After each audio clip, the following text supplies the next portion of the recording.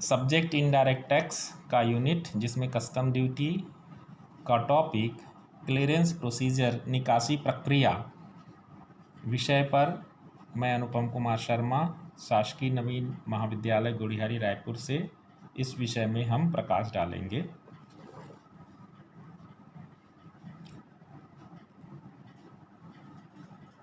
निकासी प्रक्रिया के अंतर्गत आयातित या निर्यातित माल की निकासी के प्रावधान के संबंध में मुख्य रूप से प्रावधान है घरेलू उपयोग के लिए माल की निकासी, पुनर्निर्यात के लिए भंडारण एवं निकासी और डाक द्वारा आयातित माल की निकासी।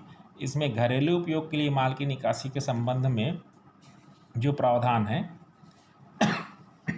निकासी का आदेश जारी करना। घरेलू उपभोग के लिए प्रविष्ट हुए माल प्रतिबंधित माल नहीं है तथा आयातकर्ता ने उस पर लगने वाले आयात शुल्क तथा अन्य अधिनियम के अंतर्गत देय किसी भी प्रभार को चुका दिया है तो उचित अधिकारी ऐसे माल के घरेलू उपयोग की निकासी की व्यवस्था का आदेश जारी कर सकता है। देय शुल्क नहीं चुकाने पर ब्याज की स्थिति में यदि आयातकर्ता शुल्क के भुगतान हेतु उनको प्रवेश बिल को लौटाने की तिथि के 7 दिन के अंदर देय आयात शुल्क चुकाने में असफल रहता है तो उसको ऐसे देय शुल्क पर उस दर से ब्याज देना होगा जो 20% से कम नहीं होगा तथा 30% वार्षिक से अधिक नहीं होगा।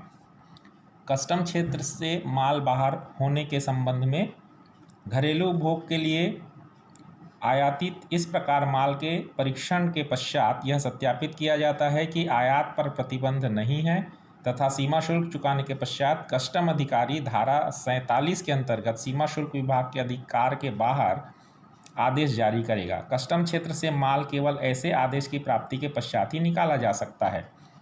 जब्ती पर प्रतिबंध के संबंध में कस्टम अधिकारी के सभी मामलों में यह आदेश है कि आयात प्रतिबंधित नहीं है तथा जब तक अपीली सत्ता द्वारा अपील में आदेश को अस्वीकार नहीं कर दिया जाता ऐसे माल को जब्त नहीं किया जा सकता है। डैमरेज के संबंध में प्रावधान है यदि 3 दिन के भीतर बंदरगाह से माल की निकासी नहीं की जाती तो भारी डैमरेज देना होता है।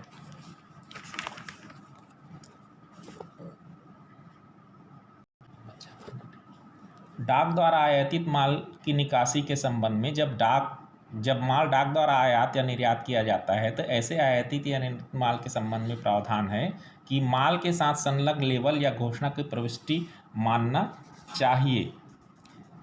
इसके अलावा डाक द्वारा आयात या निर्यात किए जाने के संबंध में शुल्क की दर भी निर्धारित है एवं उनका टैरिफ का मूल्यांकन भी किया जाता है। निर्यातकरण के लिए गोदामित माल के संबंध में प्रावधान है किसी भी धारा 769 के अंतर्गत किसी भी गोदामित माल को शुल्क का भुगतान किए बिना भारत के बाहर किसी भी स्थान को निर्यात किया जा सकता है। इसके लिए कुछ शर्तों की पूर्ति होना आवश्यक है, जैसे जहाजी बिल या निर्यात बिल की प्रस्तुति। ऐसे माल के संबंध में जहाजी बिल या निर्यात बिल को निर्धारित फॉर्म में प्रस्तुत कर दिया जाता है। उसी तरीके से ऐसे माल के संबंध में देय निर्यात शुल्क, किराया, ब्याज तथा अन्य व्ययों का भुगतान भी किया जा चुका होना चाहिए। उचित अधिकारी के आदेश के संबंध में निर्यातकरण के लिए ऐसे मामलों की निकासी के लिए उचित अधिकारी के द्वारा आदेश दिया जा चुका होना चाहिए। शुल्क भुगतान के आदेश के संबंध में यदि केंद्र सरकार की राय में किसी गोदामित माल की माल में तस्करी होना संभव है तो वह राजपत्र में अधिसूचना जारी करके यह निर्देश कर सकती है कि ऐसे माल का शुल्क का भुगतान किए बिना निर्यात नहीं किया जाएगा अथवा कुछ शर्तों और प्रतिबंध के ऐसे माल का निर्यात किया जा सकेगा जिसको अधिसूचना में निर्दिष्ट किया गया हो। नेपाल बर्मा के संबंध में प्रतिबंध के अंतर्गत गोदामित माल को भूटान, बर्मा तथा नेपाल को निर्यात प्रतिबंधित है। इसमें कुछ अपवाद भी हैं। प्राकृतिक हानि के संबंध में कुछ छूटें हैं, जैसे केंद्रीय सरकार ऐसे माल तय कर सकती है जिसके संबंध में प्राकृतिक कारणों से होने वाली मात्रा में कमी की छूट दी जा सकती है।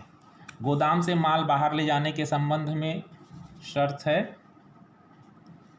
गोदाम शुदा कोई भी माल गोदाम से बाहर नहीं ले जाया जा सकेगा जब तक कि घरेलू उपयोग या पुनः निर्यात हेतु निकासी न की जाए या माल किसी अन्य गोदाम को न ले जाया जाए अथवा अधिनियम में इसके विपरीत कोई व्यवस्था न हो। निर्यात माल की निकासी में निर्यात किए जाने वाले माल की निकासी के संबंध में कुछ व्यवस्थाएं जो लागू होती हैं, जिसमें निर्यातकरण के लिए माल की प्रविष्टि आवश्यक है। निर्यातक माल के निर्यात हेतु उचित अधिकारी के समक्ष निर्धारित फॉर्म में जहाज बिल, माल का निर्यात किसी जहाज या वायुयान से होना है अथवा अगर वह माल थल मार्ग से निर्यात किया जाना है, निर्यात बिल प्रस्तुत करके माल की प्रविष्टि करता है। निर्यातकरण के लिए माल की निकासी के संबंध में धारा 50 के अंतर्गत यदि उचित अधिकारी इस बात से संतुष्ट हो कि निर्यात हेतु प्रविष्ट माल निषिद्ध नहीं है तथा निर्यातकर्ता ने उस पर निर्धारित शुल्क तथा उसके संबंध में इस अधिनियम के अंतर्गत देय किसी भी प्रभार का भुगतान कर दिया है, तो वह निर्यात के लिए माल का लदान अथवा निकासी की इजाज़त दे सकता है। डाक द्वारा आयात किए जाने के संबंध में उत्पाद एवं सीमा शुल्क का केंद्रीय बोर्ड डाक के द्वारा आयात या निर्यात किए गए माल के संबंध में नियम बना सकते हैं।